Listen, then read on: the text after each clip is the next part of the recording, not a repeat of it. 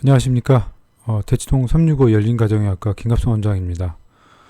오늘은 암과 혈당과의 관계, 정확히 말하자면 혈당이긴 한데, 우리가 이제 검사지에서 확인하는 거는 이제 HbA1c라고 나와 있죠. 당화 혈색소라고 해서 이제 기재가 되어 있는데, 이거의 관계에 대해서 좀 알아보고자 합니다.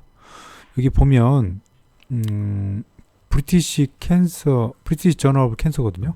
여기 보면 당뇨와 관계없이 HbA1c가 증가되느냐에 대해서 질문을 하고 있거든요. 근데 왜 증가할 수밖에 없는가에 대해서 살짝 우리가 1분 토크로 한번 알아보기로 하겠습니다. 우리가 이제 당을 이제 올리는 여러 가지 방법이 있는데요. 당은 당뇨 있을 때 당이 올라가죠. 두 번째는 우리가 비만일 때도 이렇게 올라가고 있습니다. 세 번째는 우리가 이렇게 스트레스를 받았을 때도 당이 올라가요. 그리고 이제 췌장, 우리가 판크레아스라고 하죠.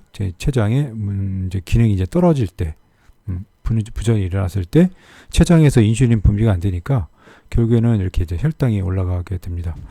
네 번째는 이제 약들이 있겠죠. 이제 스테로이드라든가 정신과에서 쓰는 페니토닌이라든가 에스트로겐, 우리 여성으로 보면 에스트로겐 사용할 때, 즉 피임약 이쪽을 사용할 때도 혈당이 올라갑니다. 이러한 올라간 이런 혈당들이 여러 가지 있는데, 이것들이 이제 우리가 이제 DNA 영역, RNA 영역, 그리고 이제 우리가 단백질의 영역에 있어서 정상세포의 이런 각각의 영역에 있어서 영향을 줄 수가 있어요. 어떤 식으로 영향을 주냐? 글라이케이션 앤드 프로덕션이라고 해서 당의 최종산물이 증가할 수가 있겠고요.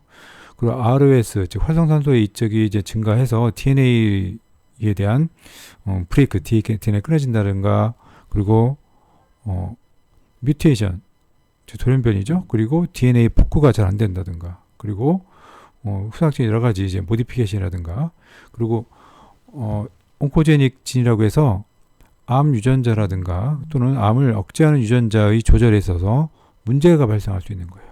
이게 바로 DNA 영역에서 이제 일어나는 거겠죠. 또 하나는 RNA 같은 경우 mRNA, 마이크로 RNA, INC RNA 여러 가지 이런 거에 있어서 조절에 이제 문제가 생길 수도 있고요.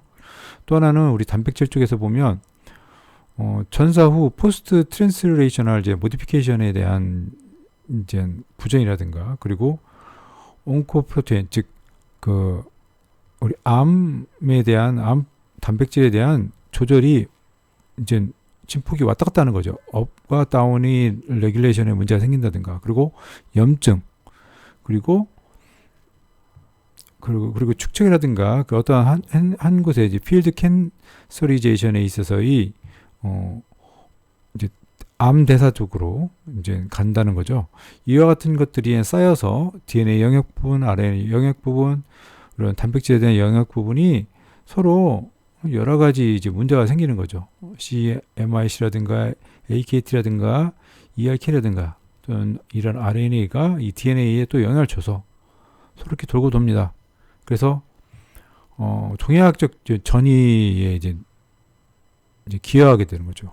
만약 여기서 손상을 받았는데 여기서 손상을 해결하지 못하고 이걸 바로잡지, 이제 이런 게 계속 일어나게 하는데, 우리 몸이 평상시에는 이것들을 잘 컨트롤해요. 잘 고치기도 하고 수선을 해서 잘 쓰는데, 이게 어느 순간을 넘어가면 이제 문제가 생기는 거죠.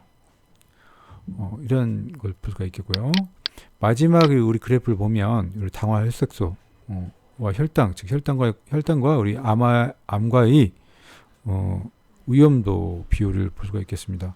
점점점 우리 당화 혈색소가 증가함에 따라서 암의 발생 비율은 굉장히 높아진다는 걸 알 수가 있겠습니다. 그래서 우리가 혈당과, 즉 당뇨와 암과는 유사한다고 보면 되죠. 그래서 당뇨 환자들은 암 환자들처럼, 또 암 환자는 당뇨 환자들처럼 이제 시기를 하는 게 중요해요. 거의 비슷합니다.